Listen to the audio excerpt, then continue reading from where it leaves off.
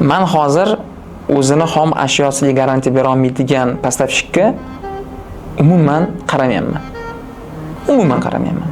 Masalan, mato kimdir olib beryapti menga, u ham ishlab chiqaruvchi, u butun boshli fabrikada ishlab chiqaruvchi. Men garantiya qancha? 6 oy bo'ldi. 6 oylik garantiya bilan ishlayman. Nimadir mana punktlar nimadir bo'lib qolsa, pulni to'laysan.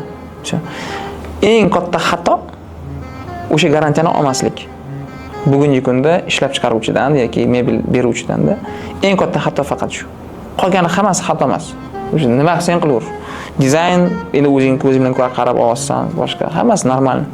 Kimga arzon kerak bo'lsa arzon oladi, qimmat oladi. U bu balobatlar hammasi cho'p. No eng katta hozir xato, endi men nazarimda garantiyani konkretnilashtirib olmasdan olsang mebelni, unda sen xato qilding. Ertaga nimadir bo'ladi, 100% bo'ladi.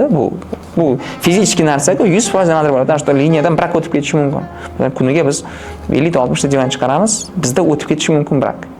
Bilaman, aniq foizini ham bilaman qancha o'tib ketyapti-da. Поэтому aytaman, любой divanda brak chiqishi mumkin. Har doim u anonsi bor, risk bor, garantiyasini olish kerak, keyin ishlatish kerak. Bizda hozir shu narsaga o'tib olganmiz. 2 yil oldin sotgan divanlarimizni obsluga qilyapmiz. Mana kecha o'tgan kuni men qarab o'tiraman, gruppalarimiz bor, tushadi zaявкалар. Tring, nimadir bo'pti. Bo'ldi, biz aloqaga chiqamiz, davay, ketdi, bolalar boradi, olib keladi, almashtiradi, qo'yadi, yangi deb bo'ladi. Ya'ni shu narsani qilyapmiz hozir. Tushunyapman, что klientlar o'sha narsani inovatga olish kerak. Что loyalniy kompaniyani tanlasang, senga bergan divaniga turib beradi ertaga, mebelga turib beradi-da, qiynalmaysan. Va и всё, shu xatoni qilmasa bo'ldi, qolgani hammasi figня.